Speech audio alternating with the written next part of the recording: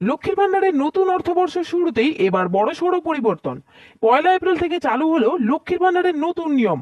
নবান্নের তরফে আজ বড় ঘোষণা, বদলে গেল টাকা পাওয়ার বেশ কিছু নিয়ম, যুক্ত হলো নতুন 5টি নিয়ম। না জানলে এবার বড় বিপদ। এপ্রিল মাস থেকে আর ঢুকবে না ব্যাংক অ্যাকাউন্টে টাকা, বন্ধ হয়ে যাবে আপনার 1500 এবং 1700 টাকা। তাই লক্ষ্মীর ভান্ডার প্রকল্পের সমস্ত সুবিধাভোগী মহিলাদের বলবো, যদি এপ্রিল মাস থেকে টাকা পেতে চান তাহলে অবশ্যই এই 5টি নতুন নিয়ম সম্পর্কে জানুন। না হলে আপনার এপ্রিল মাস থেকে আর ব্যাংক অ্যাকাউন্টে টাকা ঢুকবে না 1500 এবং 1700 টাকা। তাই টাকা পেতে হলে অবশ্যই এই 5টি নিয়মের সম্পর্কে বিস্তারিতভাবে জানুন। তাই 1 এপ্রিল থেকে কোন 5টি নিয়ম লাগু হতে চলেছে সেটাই কিন্তু এই ভিডিওটিতে আজকে বিস্তারিতভাবে জানানো হয়েছে। তাই ভিডিওটি স্কিপ না করে শেষ পর্যন্ত দেখবেন। আর বলবো, আমাদের এই ছোট্ট চ্যানেলে যদি কেউ নতুন দর্শক হয়ে থাকেন অবশ্যই কিন্তু চ্যানেলটিকে সাবস্ক্রাইব করে পাশে থাকা বেল আইকনটি অন করে রাখবেন, যাতে এই ধরনের গুরুত্বপূর্ণ আপডেট আপনি সবার আগে পেয়ে যান। তো চলুন বন্ধুরা, আজকের ভিডিওটি শুরু করা যাক। তো দেখুন, আজকের আপডেটে উঠে এসেছে লক্ষ্মীর ভান্ডারে এপ্রিল থেকে বড় বদল, নবান্নের কড়া নির্দেশে বিপাকে হাজার হাজার মহিলা। তো চলুন বন্ধুরা, আমরা সেই বিষয় নিয়ে একটু বিস্তারিত আলোচনা করি। কি জানানো হয়েছে? পশ্চিমবঙ্গ সরকারের অন্যতম জনপ্রিয় প্রকল্প লক্ষ্মীর ভান্ডার নিয়ে বড়সড় আপডেট দিল নবান্ন। 2026 সালের এপ্রিল মাস থেকে এই প্রকল্পের টাকা পাওয়ার ক্ষেত্রে বেশ কিছু কঠোর নিয়ম কার্যকর হতে চলেছে। অর্থাৎ বুঝতে পারলেন, 2026-এ 1 এপ্রিল থেকে লক্ষ্মীর ভান্ডার প্রকল্পের টাকা পাওয়ার ক্ষেত্রে কিন্তু বেশ কিছু নিয়ম কার্যকারিতা হতে চলেছে, যাতে কিন্তু লক্ষ্মীর ভান্ডার প্রকল্পের সুবিধাভোগী মহিলাদের মধ্যে হাজার হাজার মহিলারা কিন্তু এবার টাকা পাওয়ার ক্ষেত্রে বিপাকে পড়তে চলেছে। এরপরে বলেছে, রাজ্য প্রশাসনের পক্ষ থেকে জানানো হয়েছে, যারা এই নতুন নির্দেশিকা বা শর্তাবলী পালন করবেন না তাদের ব্যাংক অ্যাকাউন্টে টাকা ঢোকা বন্ধ হয়ে যেতে পারে। তাহলে কি এপ্রিল মাস থেকে ঢুকবে না টাকা?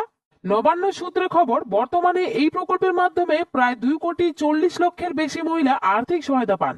ফেব্রুয়ারির 2026 থেকে রাজ্য বাজেটে এই ভাতার পরিমাণ বৃদ্ধি করে সাধারণ ও ওবিসি শ্রেণীর জন্য 1500 টাকা এবং তপশিলি জাতি ও উপজাতির জন্য 1700 টাকা করা হয়েছে। তবে এই বর্ধিত সুবিধা নিরবিচ্ছিন্নভাবে পেতে গেলে উপভোক্তাদের কয়েকটি বিষয়ে বিশেষ সতর্ক হতে হবে বলে জানাচ্ছে নবান্ন।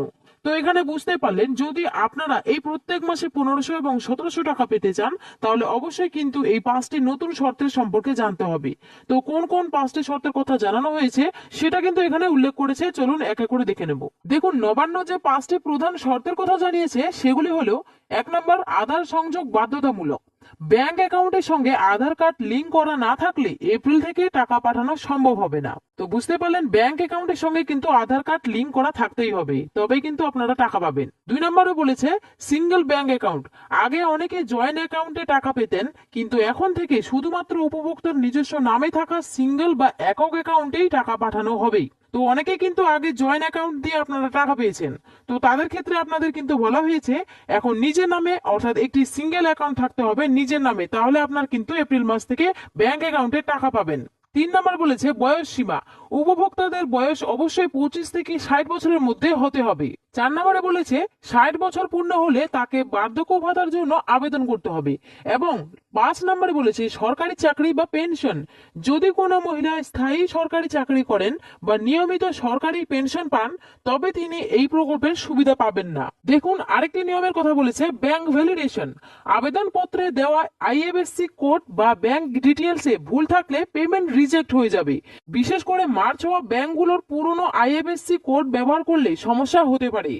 অর্থাৎ বুঝতে পারলেন, যে সমস্ত ব্যাংকগুলি মার্চ হয়ে গেছে সেই সমস্ত ব্যাংকগুলি যদি আপনারা কেউ অ্যাকাউন্ট দিয়ে থাকেন, অ্যাকাউন্ট নম্বর, তাহলে আপনাদের বলবো নতুন যে আইএফএসসি কোড রয়েছে সেই আইএফএসসি কোডটি আপনাদের কিন্তু ব্যবহার করতে হবে, না হলে আপনাদের ব্যাংক অ্যাকাউন্টে টাকা দেওয়া কিন্তু সেক্ষেত্রে রিজেক্ট হয়ে যাবে। প্রশাসন জানিয়েছে উপভোক্তারা যেন সরকারি পোর্টালে গিয়ে তাদের বেনিফিশিয়ারি স্ট্যাটাস পরীক্ষা করে নেন। যদি স্ট্যাটাসে ব্যাংক ভ্যালিডেশন ফেইল্ড বা ভ্যালিডেশন এরর দেখায় তবে দ্রুত স্থানীয় বিডিও অফিস বা দুয়ারে সরকার ক্যাম্পে যোগাযোগ করে তা সংশোধন করতে হবে।